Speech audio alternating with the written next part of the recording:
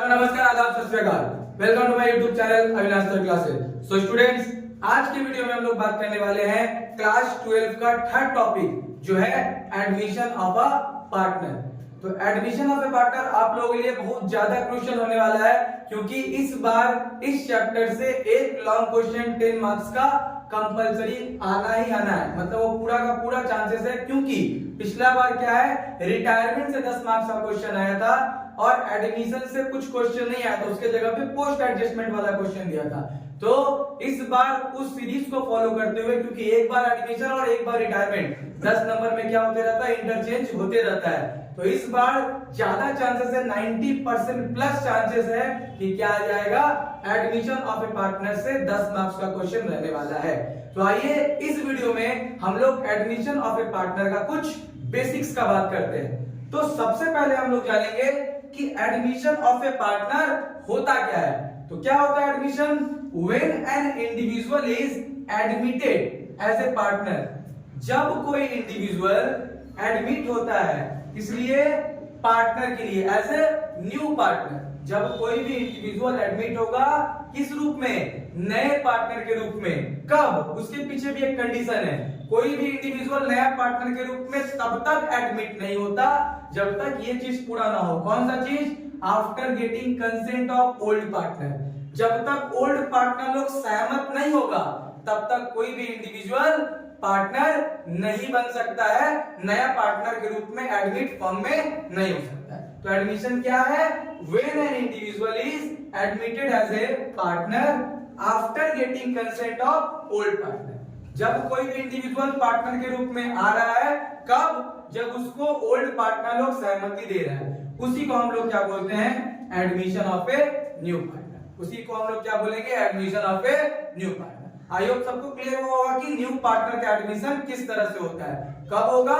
जब तक पुराना पार्टनर लोग उसको सहमति नहीं देगा तब तक वो नए पार्टनर के रूप में काम नहीं कर पाएगा। अब जब कोई भी इंडिविजुअल पार्टनर बन जाता है तो फिर क्या चेंजेस आता है?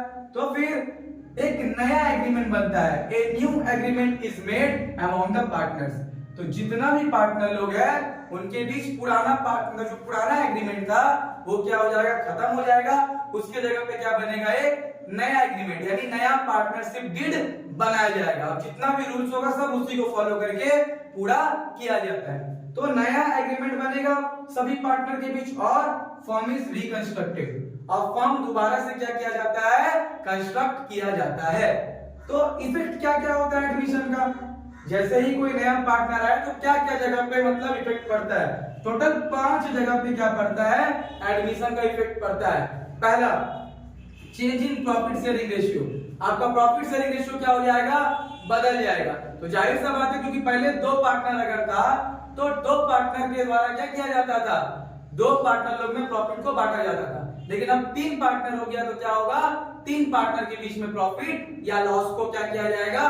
बांटा जाएगा। तो सबसे पहला और इंपॉर्टेंट चेंजेस कहां पे आता है? Profit sharing ratio. दूसरा क्या होगा? Revaluation of assets and liabilities. ये सारा जो इफेक्ट है वही सारा प्रोसेस है जिसके थ्रू हम लोग क्या बना सकते हैं? एडमिशन का सम्स बना पाएंगे। तो पहला हो गया प्रॉफिट शेयरिंग रेशियो में चेंजेस आया। दूसरा, revaluation of assets and liabilities. Assets का वैल्यू और लायबिलिटीज का वैल्यू क्या होता है? रीवैल्यूड होता है, या बढ़ सकता है या तो फिर घट सकता है, उसको हम लोग को एडजस्टमेंट करना पड़ेगा। थर्ड नंबर चेंजेस आता है एडजस्टमेंट ऑफ गुडविल। गुडविल का एडजस्टमेंट करना पड़ता है जो नया बंदा के द्वारा लाया गया है, या फिर पहले से अगर गुडविल जो है अगर वो रेस्ट हो गया हो या राइट ऑफ किया गया हो तो उन सब का ट्रीटमेंट हम लोगों को करना पड़ता है। तो तीसरा क्या प्रभाव पड़ेगा? गुडविल का एडजस्टमेंट, गुडविल में बदलाव आएगा। Fourth number, adjustment of reserve and accumulated profit. क्या करना पड़ता है?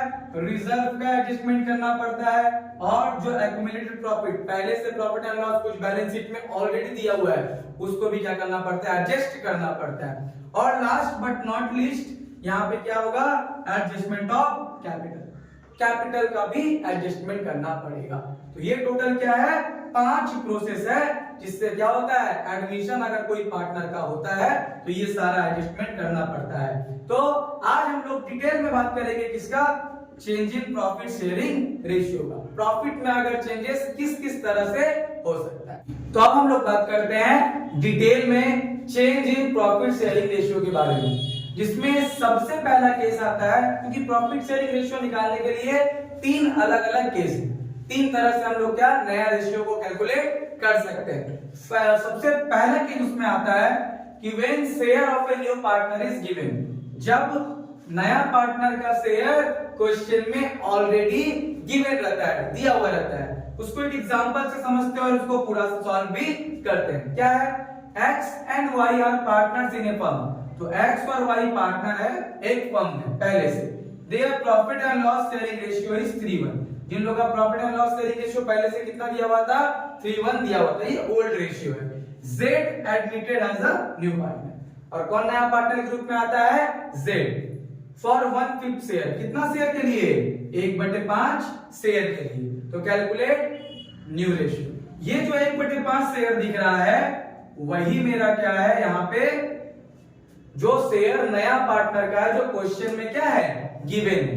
ये चीज पहले से क्या करके रखा हुआ है? सम्स में दिया हुआ है कि नया पार्टनर का शेयर कितना रहेगा, इसीलिए पहला केस है। जब ऐसे दिया हुआ है शेयर, तो अभी हम जिस टाइप से इसका सॉल्यूशन बता रहे हैं उसी टाइप सॉल्यूशन करके क्या करेंगे हम लोग? न्यू रेशियो कैलकुलेट करते हैं। तो देखिए, तो सबसे फर्स्ट स्टेप रहेगा इसका सॉल्व करने का, हम लोग क्या निकालना पड़ेगा? सबसे पहले रिमेनिंग रेशियो। क्या निकालना पड़ेगा? Remaining ratio. जब पहले से पार्टनर का शेयर, नया वाला पार्टनर का शेयर सम्स में दिया रहे, तो स्टेप नंबर 1 हम लोगों का होगा रिमेनिंग रेशियो। स्टेप नंबर 1 क्या होगा? Remaining ratio. जिसको क्या करना पड़ता है? कैसे रिमेनिंग रेशियो हम लोग निकालेंगे? यहाँ पे 1 से माइनस करेंगे जितना उस बंदा का शेयर है। तो कितना उस बंदा का शेयर सम्स में गिवन है? 1/5। टोटल मतलब क्या होता है?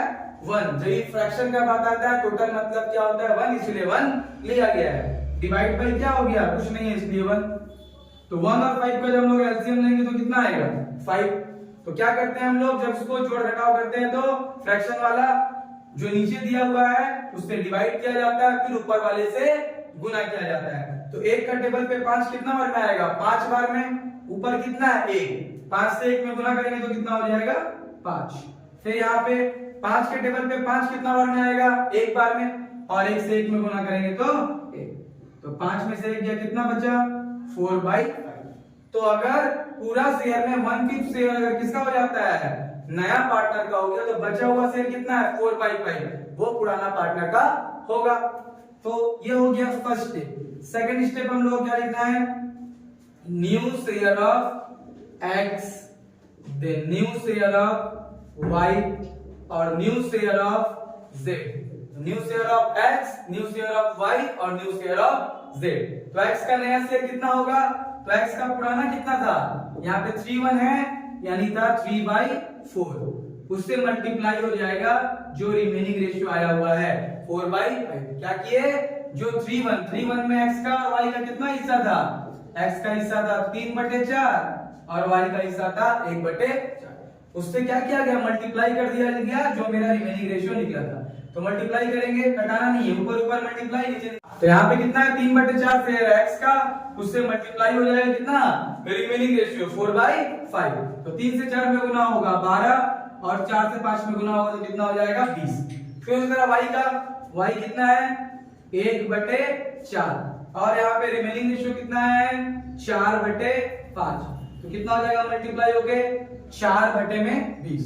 और z का तो पहले से कोई शेयर है नहीं, अभी वो शेयर कितना उसको मिल रहा है? 1/5। तो इसके नीचे हम लोग देख रहे हैं 20 है, इसके नीचे भी 20 है, तो इसको नीचे भी कितना करना पड़ेगा? 20 में बदलना पड़ेगा ताकि सब इक्वल रहे। तो 5 से कितना भी गुना होगा तो 20 हो जाएगा, तो हमको 4 से गुना करना पड़ेगा। तो मल्टीप्लाई हो कितना आ गया? 4/20। अब सबका नीचे क्या है? बिल्कुल सेम है। तो अब न्यू शेयर निकलने के बाद लास्ट स्टेप, इसमें हम लोग क्या लिखते हैं? न्यू रेशियो, जो कितना है? 12/20, 4/20 और 4/20। तो सेम इसीलिए था कि आसानी से क्या हो जाए? कट जाए। 12, 4 और 4। फिर 4 का टेबल पे उधर कट जा रहा है 3 बार में, 1 बार में और 1 बार में। तो इस तरह से सॉल्यूशन करके हम लोग क्या निकाल सकते हैं? न्यू रेशियो निकाल सकते हैं। ये फर्स्ट तरीका था जो क्या रहे? नया पार्टनर का शेयर ऑलरेडी सम्स में गिवन है। तो आई होप सबको ये वीडियो समझ में आया होगा।